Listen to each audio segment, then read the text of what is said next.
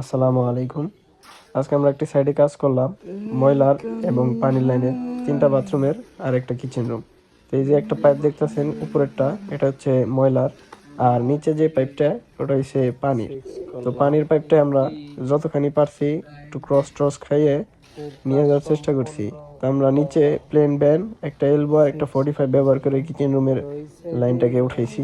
আর এই যে উপরে দেখতেছেন, এটা হচ্ছে ময়লার লাইন, একদম সোজা ওই কর্নার বরাবর চলে গেছে। সেই মলের পাইপটা ওই বাথরুম থেকে সোজা এদিকে আইসে, ওই যে ওই দিক থেকে সোজা এদিকে আইসে, আর এটা নিচে এসে পানির পাইপ এদিকে এসে একটা ব্যাকডোর ভ্যান ব্যবহার করা হয়েছে, কারণ টাঙ্কি ওইদিকে। আর আমরা সব সময় চেষ্টা করি বাথরুমের লাইনে যতটুকু পরিমাণের ভ্যান ট্যান কম খাওয়ানো যায়। তো আমরা এইদিকে ওয়াইটি ব্যবহার করছি আর একটা 45 দিয়ে। স্লোপ যেহেতু সামনের দিকে, তাই আমরা 45 ব্যবহার করছি। তো এই দিক দিয়ে পানির লাইনটা আইসে এই যে আরেকটা বাথরুমের সাথে কানেক্ট হয়েছে। এইদিকে আমরা 3টা 45 ব্যবহার করছি, কারণ টাঙ্কি যেহেতু এইদিকে, আমরা চাইলে মাঝখানে একটা টি দিয়ে ডাইরেক্ট সরাসরি টাঙ্কিতে কানেকশন দিতে পারতাম, কিন্তু তা আমরা করি নাই।